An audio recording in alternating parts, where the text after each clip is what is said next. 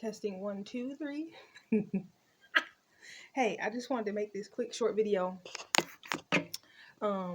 about this is about grief and disassociation. There's something real weird happened to me the other day, and I just wanted to share my experience. And secondly, hopefully I'm not looking too crazy. Do y'all know I just got ran about the bathroom? This big ass black fly came out of nowhere, all up in the space. Scared the hell out of me. So hopefully I ain't looking crazy, because I didn't feel like dealing with that fly right now. I want to talk about this. I want to do this. So I know that ain't nothing but a distraction. Ain't nothing but the devil. Just kidding. But yeah, I deal with that fly later. But excuse me if I'm looking cockeyed or something up there. Anyway, so this is about dissociation and dealing with grief. So the other day, a couple days ago, my niece came over. And she was just like, she reminded me that following day was the 4-year anniversary of my mother's death. And I'm like, wow, I knew it was somewhere around Thanksgiving, but I didn't know the exact date for whatever reason. And it definitely hasn't felt like 4 whole years. And so I had just been reflecting on it about how, because me not remembering the date and stuff and the year, the anniversary, it has nothing to do with not caring. I was talking to her about it. I think that our brain is so genius in terms of how it tries to protect you for whatever reason. I guess my brain blocked that out temporarily. I mean, because I think I had to go through a lot of grief. So over the last few years, it was my mom, my dad, and then my oldest brother. And those, my parents and my siblings were the people who meant the most to me. And prior to that, I never dealt with any loss, period. Even as a nurse for over 10 years, I never dealt with loss. I didn't have a patient that died, nothing.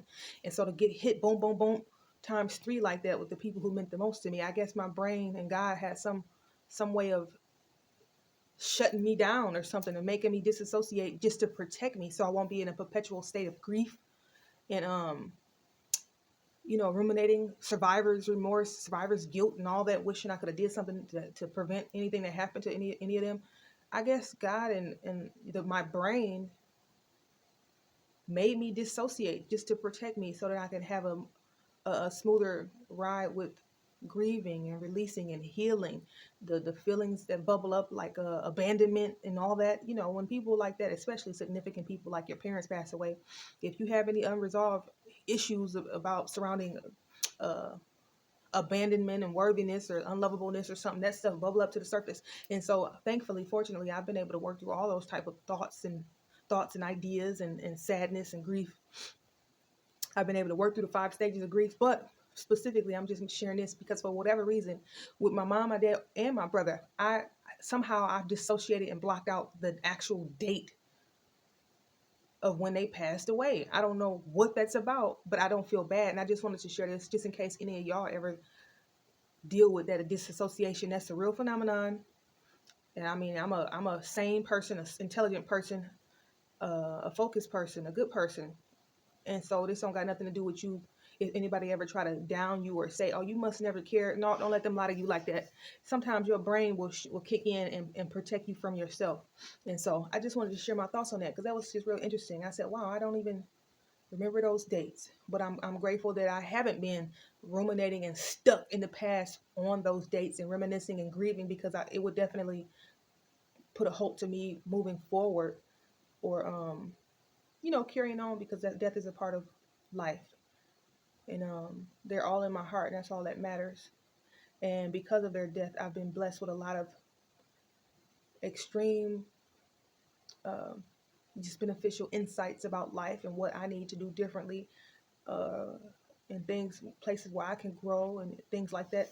If it wasn't for their deaths, believe me, I wouldn't have had I wouldn't have been jolted into the spiritual awakening in my seeking journey and trying to healed programming and conditioning, the limitations and different things that may have been issues that they didn't have a chance to work through.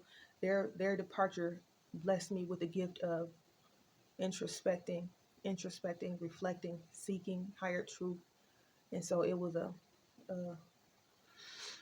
blessing and a curse all together. But yeah, I just wanted to share that. So dissociation is a real thing, and don't let nobody guilt trip you as if you never cared, because typically you do. And for whatever reason, your brain will kick in to protect you. And so just in case you deal with that, or just in case you might have a gap or lapse in time related to deaths of people that you care greatly about. It's definitely not you. It's some kind of coping mechanism or some kind of protection mechanism that kicks in. So I just wanted to share that. So anyway, keep your head up. If you are dealing with grief, keep your head up, and just take it day by day.